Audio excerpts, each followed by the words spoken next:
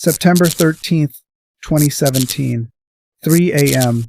A Russian bank's IT manager is sound asleep when his phone rings. It's the accounts director, voice trembling, barely holding it together. "Call the IT security team. Right now. It's serious." No questions asked. The IT manager immediately calls Kaspersky, the world's top cybersecurity firm, and demands they send someone to the bank, fast. Within 15 minutes, a specialist arrives. They sit down in front of the main server, and what they see stops them cold. Someone has taken full control of the domain controller, the single unit that commands every computer in the entire bank, every device, every system, every transaction. And right now, they're watching live as an unknown hacker silently sends data to China. The Kaspersky expert is stunned. The breach is so deep, so complete, he knows there's no stopping it.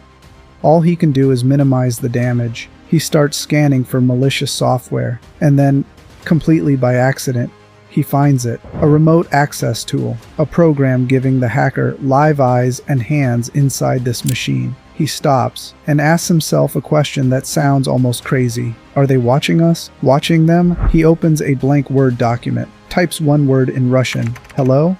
Nothing. A minute passes. 2 minutes. Then, the mouse moves on its own. Text appears on screen. The hacker types back, "You will never catch us." The expert leans forward and types, "We will." The reply is instant. "No, my friend, you won't." That exchange, and between a cybersecurity expert and a ghost on the other side of the world, marked the beginning of one of the most sophisticated, most audacious, and most profitable criminal operations in human history. This is the story of Carbanak. Most hacking operations are smash and grab. You break in, steal, disappear. Carbanak didn't work like that. Carbanak was a criminal organization that operated like a corporation. They had departments, divisions, and specialized teams, each one with a specific mission, a specific timeline, and zero knowledge of what the other teams were doing. At the top, one leader, the architect of everything. Below him, over 20 elite programmers, each running their own unit. Team 1, reconnaissance. Find target banks, map their internal systems, identify every vulnerability, never exploit anything, just watch. Team 2, infiltration. Test those vulnerabilities in simulated attacks. Dry runs, zero trace.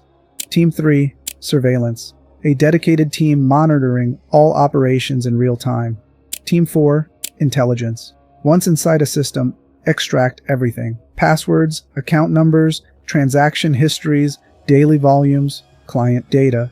Team 5, analysis. Process the raw intelligence and turn it into an actionable attack plan. Team 6, execution.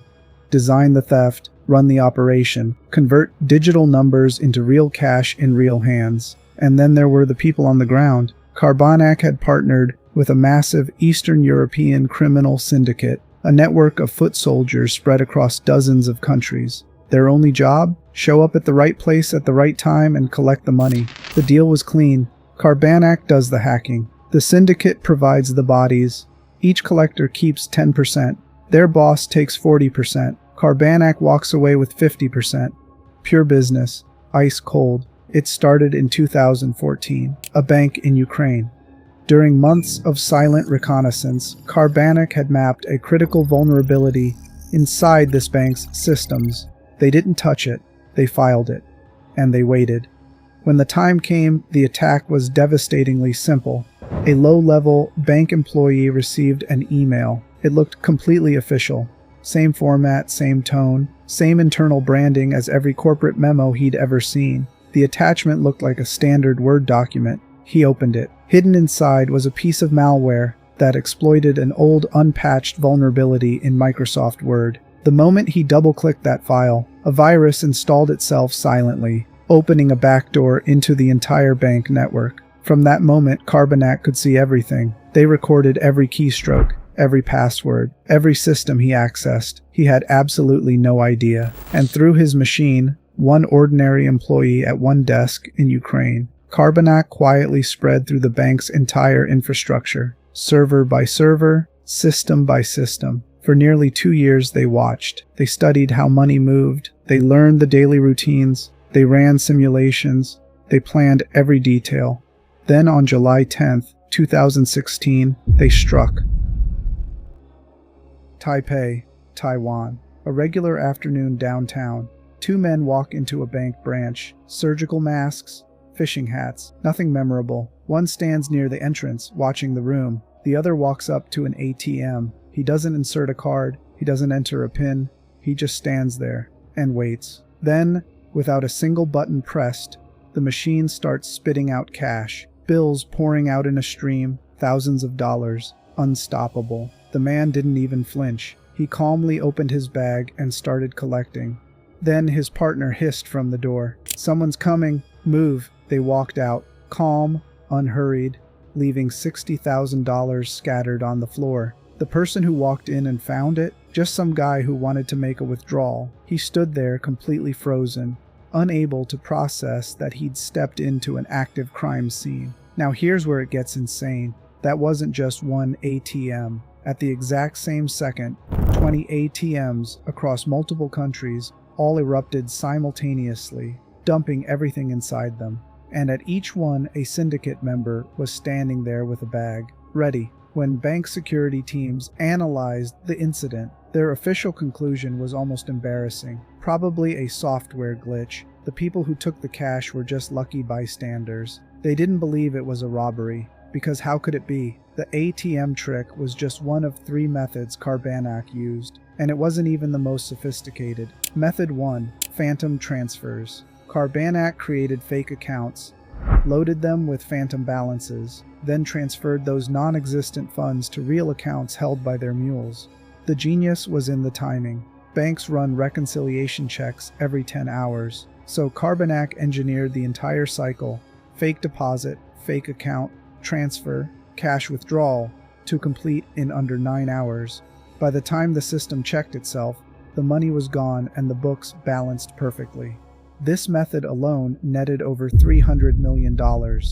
Method 2: ATM jackpotting. Remote commands sent directly to cash machines, ordering them to dispense everything at a precise moment. Ground operatives collect and vanish, repeated across 20 countries over 2 years. Method 3: the salary hack. This one is almost poetic. Carbanak opened bank accounts in the names of real people, their ground-level mules. Each account held a tiny amount, something like $3.33. Then they performed what can only be called digital alchemy, a deep manipulation of the bank's internal database, so complex that even today, investigators won't fully disclose how it worked. That turned $3.33 into $1 million. Overnight, dozens of ordinary people woke up as millionaires. Some of them actually walked into their local branch asking about an unexpected deposit. That's literally how investigators discovered this method, confused account holders wondering why they suddenly had $1 million. After the 2016 ATM operations, Kaspersky went into full war mode. The FBI, Europol, national law enforcement across multiple continents, all coordinating, all chasing the same ghost. And then the Kaspersky team reached a conclusion that genuinely shook them. We cannot beat these people technically. They are better than us at this. The only way to catch them is the old-fashioned way. Boots on the ground. Taiwan deployed 500 officers across the capital. Foot patrols, camera reviews, hotel records, transport logs. They identified 20 suspects, mostly Russians, some Eastern European. 17 escaped before the net closed. 3 stayed behind with the cash. 1 hid 2 bags of money in a public park and fled. Police tracked him down and recovered both bags. Another operative stashed cash in a train station locker. 2 couriers flew in from Eastern Europe to collect it, checked into a hotel to rest, and police raided the room. $1.5 million in cash found on the bed. Taiwan recovered nearly 90% of the money stolen on its soil. The 3 arrested operatives got over 4 years each. But here's the cold reality. They were pawns. They knew nothing about the real operation, except one of them had a phone. On that phone, photos of enormous stacks of cash in multiple currencies. all sent to one specific email address. That email address broke the case open. Kaspersky had narrowed their suspect list to 30 people. Of those 30, one stood out as strangely elusive, quietly living large, impossible to pin down. A Ukrainian man named Denis. Investigators began following the money. Every financial move he made became a new thread, and every thread led back to him. Denis was living in Spain. Beautiful house, wife, a young child, a life of total luxury, all of it appearing completely legitimate on the surface. He held approximately 15,000 Bitcoin. At the time of his arrest, worth around $122 million. At today's prices, well over $1 billion. And the wildest part? His Bitcoin wallet was clean. No suspicious transactions. He'd earned it legitimately through trading. So why was he robbing banks? Because for Denis, this was never about money. It was about proving he could break anything. The world's most fortified financial systems, armies of cybersecurity experts, international law enforcement, and he had been living invisibly inside all of them for 2 years. That was the point. In early 2018, law enforcement raided his home. His computer was on, no password. Everything, every detail of the operation, every alias, every encrypted channel, wide open on an unlocked screen. They seized 2 BMWs from his garage, $500,000 in jewelry, his Bitcoin holdings. Denis was arrested. The Carbanak group stole over $1 billion, but most of it has never been found. A year later, Interpol arrested 3 more Ukrainians connected to Denis's network. But the full Carbanak web, 30-plus elite hackers, 100 banks, 30 countries, 2 years, remains largely in the dark. Over $1 billion gone. And it all started with one employee. One email, one click. That's the real lesson here.